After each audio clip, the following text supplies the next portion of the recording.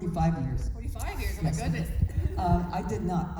When I started Elvira, I thought I wouldn't be talking to people in 45 days. I really didn't think, I thought, what a weird show. I'm being funny, and the movies are bad, and this is not going to track well, you know. And yeah, so 45 years later, still doing it. It's kind of like, what? Really bizarre. And what was the moment that you kind of realised that Elvira had kind of gone from this underground creation to an absolute cultural phenomenon? Because there have been parodies of the character in the likes of The Simpsons, and then you were invited to appear at WrestleMania and RuPaul's Drag Race, things like that. So like Elvira is just so well known these days. Yeah, it really was very, very underground, very kind of, you know, edgy, and then kind of the whole punk thing was going on then. And all of a sudden I got invited on the Johnny Carson show, the Tonight Show, which was at the time, you know, the biggest and kind of only talk show in America. And it was pretty much, if you were on that show, you were going to be famous. That was when I, you know, like, what is happening, man? So, yeah, that was the moment I kind of knew this is not just going to stay down in the, you know, the dark, you know, corners.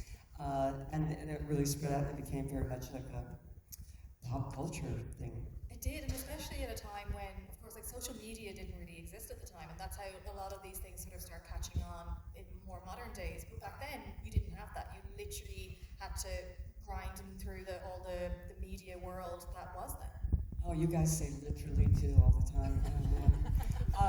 Yeah, I really did. Thank God for social media. I gotta say, you know, well, now I'm starting to eat those words, but I don't know. But I started noticing that all my fans were getting older, you know, like me.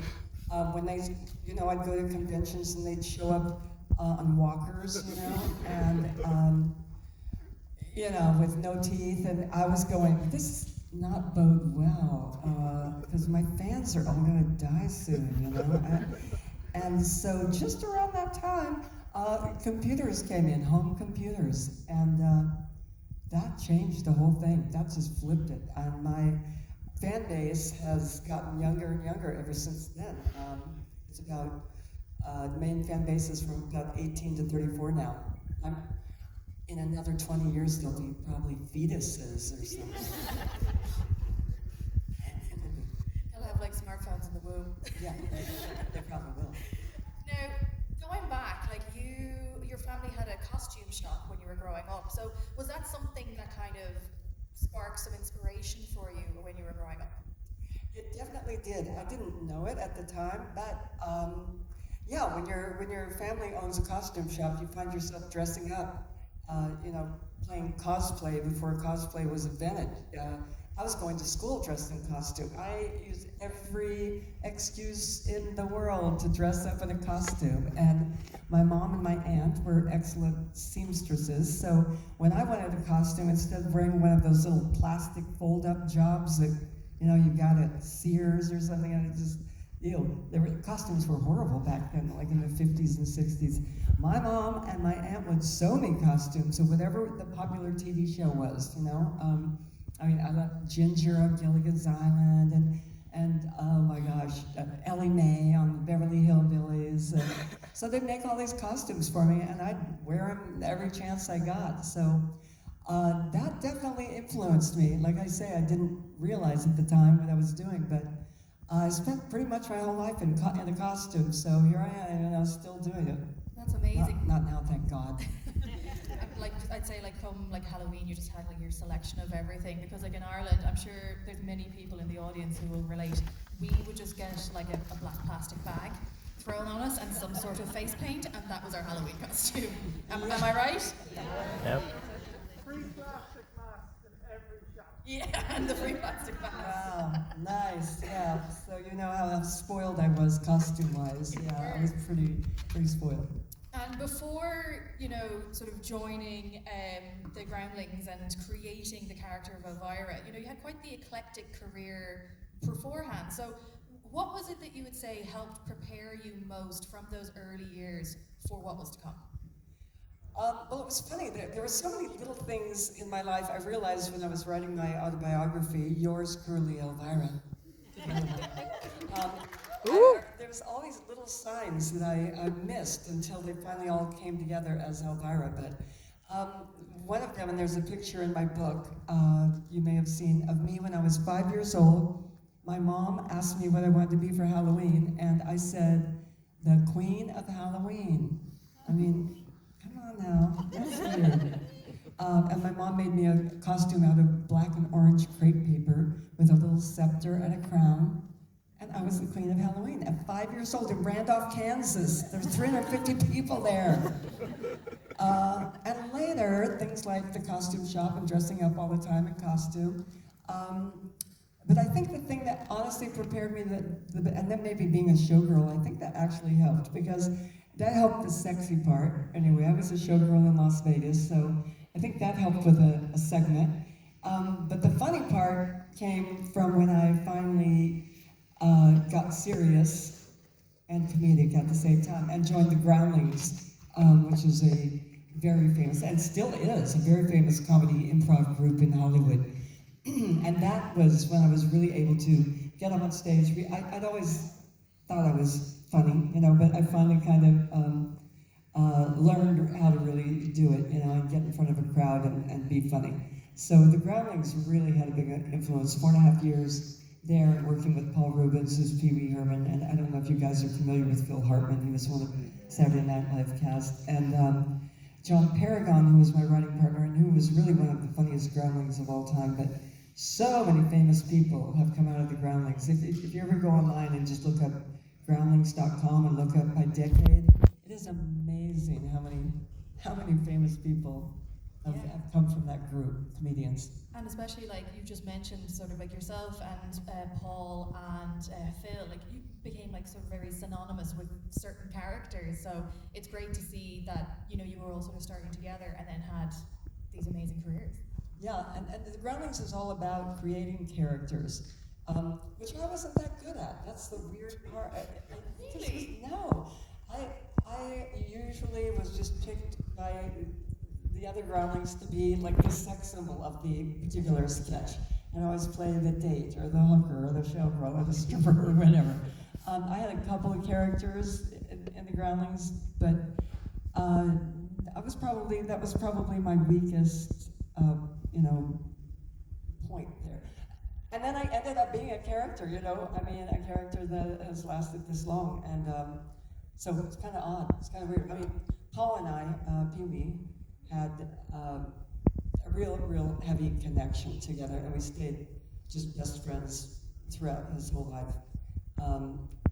And our connection was that we were members of the world's most exclusive club. We were characters who were owned by themselves, not by any studio. We're the only two that I know of. I mean, unless you guys can think of one. I mean, there are some more minor ones I think out there, but generally when you see a character, from Spider-Man to whoever, they're owned by the studio. So they cannot make their own merchandise, they can't do their own jobs, they can't do their own books without the character, nothing. So Paul and I were really, really lucky that way. We had a really, really heavy kind of link because of that. And of course, Elvira is just so iconic. And as you just said there, she is the Queen of Halloween. And in my head, I'm like, I'm officiating a wedding on Halloween this year. And everyone's just like, are you dressing up as Elvira for it? And I was like, well, it is a gay wedding. You should. I've officiated a couple weddings as Elvira. Yes, I got my little license to be a minister or whatever. You'll have to give and me I some tips. officiated a gay wedding and a straight wedding. It's fun, but I don't really want to make a career out of it. And one of the descriptions I saw that someone was describing Elvira as almost like a gothic valley girl. And I was like, oh my God, that's so what it is.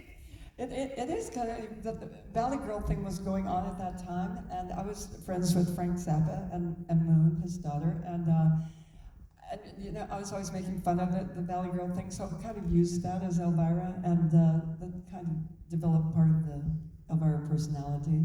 Sort of slipped a little over the years, but Now I should be doing literally, oh my God, I'm going to fry. Oh my God. Okay, now. Is it true though that when Different voice things come and go, you know? Is it true that when you first started getting a lot of traction though, that one of the other ladies of the night, Vampira, was a little bit annoyed? Is it true that she actually tried to sue you because of the likeness? Oh yes, she sued me, and it was really shocking because I had no money then. And when you get sued, you have to defend yourself. And oh my God, my husband and I had to pay $35,000. I'm going to tell you, at that time it might as well have been 35 million. We had to borrow, we had to take out a loan, and go to defend ourselves. And then when we got there, the case was just thrown out. It was just like, no, you know. Vampira is Vampira. I mean, she has said many times in print that she developed her character based on Morticia Addams. So, you know, when you go to a station and they told me to look like a female vampire and wear all black, it's pretty hard to come up with something totally different unless you dress like a cowboy. I don't know. So you know. It was without merit, but it caused a lot of pain and suffering. I gotta say that the money thing was tough, man, at that time. Yeah, well, who got the longevity? I do owe a lot to Vampira, though. She was the forerunner of all horror hosts. She was the first one to do it, and without her, there wouldn't be horror. I really don't think there would be horror hosts. So I still owe her a debt of gratitude, and I wish she owed me $35,000. Anyway, oh well, all water under the bridge now. Yeah, and horror is it's having quite the resurgence at the moment, I find, especially with a lot of like original filmmaking coming out. We've had like Backrooms and Obsessions just this year, and Lee Cronin, who did like his version of The Mummy, and he did one of the Evil Dead films as well. Like, how do you see horror these days compared to when you were hosting the show? How has it changed in your eyes? Well, for me, when I was hosting the show, the movies that we got were old and bad. They were low budget. They were whatever the studio could afford, which wasn't much. It was a local little television station. And so that's the kind of movies I saw. But that is also the kind of movies I loved because they had a certain naivety, you know, and they had no special effects. Well, they had effects, but they weren't that special. And acting was bad in general. And then, you know, most of them were pretty damn bad. I mean, once in a while, Night of the Living Dead would come along, which was actually a spectacular movie, which really holds up even today. But those are few and far between in there. So now movies, you know, there's people with brains and money that make them. And one of the main changes I see that is the best of all time is that in all the old movies I used to host, pretty much 99.9% of them, the females were only the victims. They were only the ones who got killed, you know, like that. They sure weren't writing these movies, and they weren't directing them, and they weren't had nothing to do with them except being, you know, offed at the end. Now it's so different. It's so great, you know, you could be the final girl. I mean, that just wasn't happening back then. And now females are directing the movies, they're writing the movies, they're involved in horror. I honestly went to Comic-Con San Diego, one of the first ones. It was in the basement of like a hotel. It was more like a motel, to tell you the truth. And I was the only woman there, the only woman. I'll never forget that. I mean, the only woman that was attending or the only woman that I was signing autographs. But women didn't get into horror. It wasn't a thing for them. It was so like, ew, why would they want to do it? And why would they want to do it? They're always the victim, you know? I get it.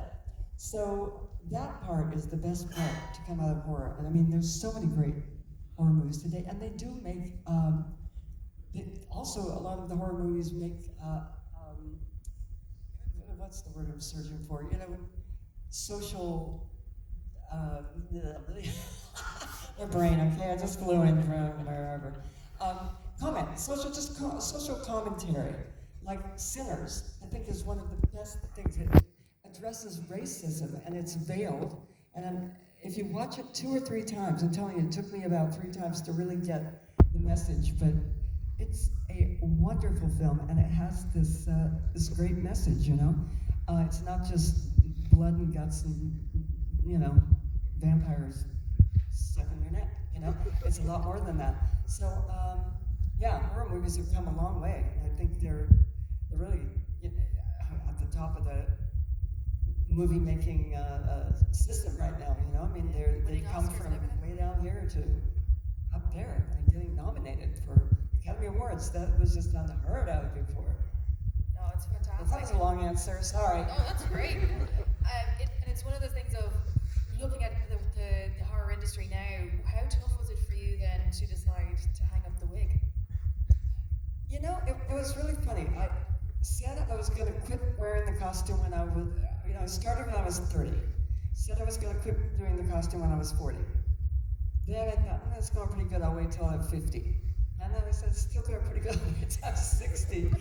And then I got to be 70 and I go, damn, no one's going to want to see this after that. No, sorry. And really, I got to be 70. I didn't even plan it. I had a really, really good Halloween. I had done a bunch of huge promotions for Netflix and, oh God, what did I do that year? Tons of stuff. And I didn't even think about it or plan it. And then I was like 71, and I just went, I don't want to put that on anymore. It's not pretty. So anyway, so it wasn't a big fanfare or anything. It was just kind of like, I'm tired of dressing up. And if anybody out there knows how putting on the wig and makeup, I can see a few Elvira. And you have to do that every day. It's like a really sad old drag queen. It's like, I can't do this anymore. Just get to a point. So anyway, so I still work full time. In fact, I'm working more than I ever have because I've been doing a lot of books, a lot of writing. And so I like it better, and I don't have to do all the hair and makeup. Yeah, and actually tell me about the books as well, because not only have you had your memoir come out already, but you also have a children's book and a cookbook.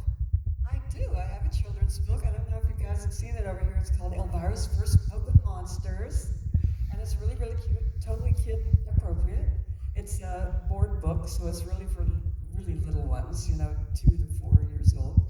And then I have my new, recently, this last Halloween, I had my cookbook, or it's actually an entertaining lifestyle book. It's called Elvira's Cookbook from Hell. And it's really fun. It's got a lot of great recipes and fun decorations to make and party ideas, for the people out there who live the goth lifestyle 365 days a year, like I do. So, that's what I've been keeping busy on. And I have more projects that I'm working on now. That's amazing. Well, look, before I open up to the floor, if people want to start queuing up, we've got some microphones, 2 in the front, 2 at the back. While you're going to queue up, I have one last question for you.